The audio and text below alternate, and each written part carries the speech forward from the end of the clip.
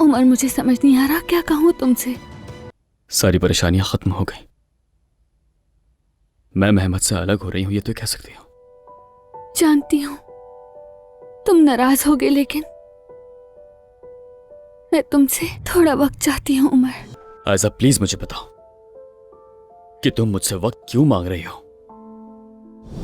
बदकिस्मती से हमीद की रिपोर्ट में जो गुठली मिली है वो गालिबन खतरनाक लग रही है।